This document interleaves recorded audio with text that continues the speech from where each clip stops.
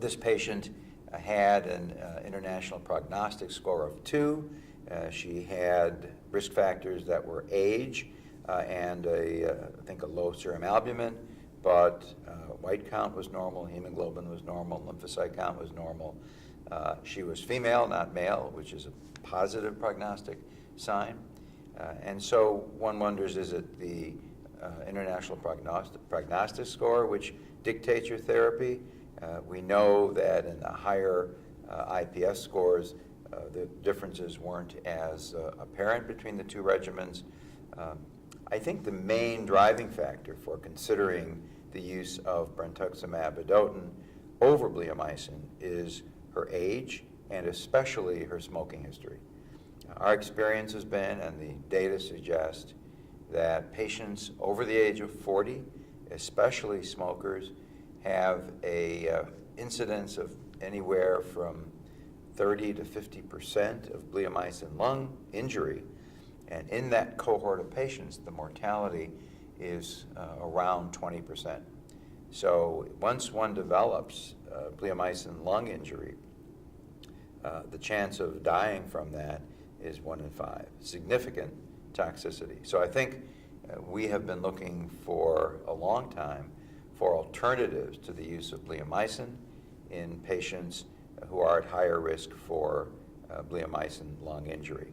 Now, what are some of the risks for that? I've mentioned age, over 40, a smoking history, and also in a Mayo Clinic study published a number of years ago, the use of growth factor, the use of Neupogen or Neulasta, which stimulates the production of white blood cells. Those white cells release toxic oxygen radicals and other enzymes when they get to the first capillary bed, which is in the lung, and we think that increases the risk of bleomycin lung injury. So I think the driving force for the use of this regimen or a non-bleomycin containing regimen was her smoking history and her age. What are some alternatives? Well, one might have used AVD, just adriamycin, Velban, and DTIC, leaving out the bleomycin and not adding a brentuximab vedotin. In studies from the German Hodgkin Lymphoma group, leaving out bleomycin, not substituting anything for it, resulted in a slightly worse progression-free survival and overall response rate. And so while that is an option, I think based on the data from the Echelon study, the addition of brentuximab is a very reasonable option for this patient. Now, are some of the toxicities she had expected? Certainly the febrile neutropenia was expected. We have tended to use preventive or prophylactic antibiotics in our patients getting ABVD chemotherapy, and I would say this also applies to ABVVD chemotherapy.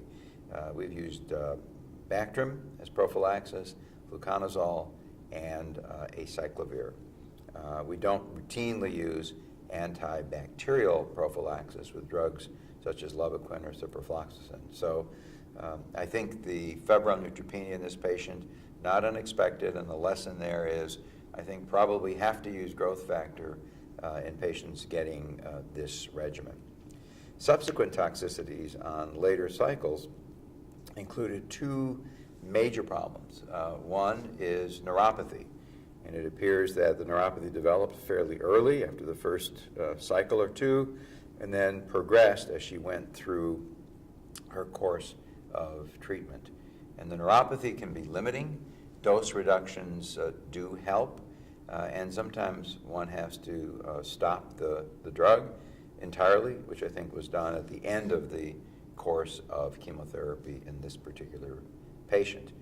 The neuropathy might be mild and not limiting functions, normal functions, ADLs, but in this patient it really had some significant effects on her quality of life.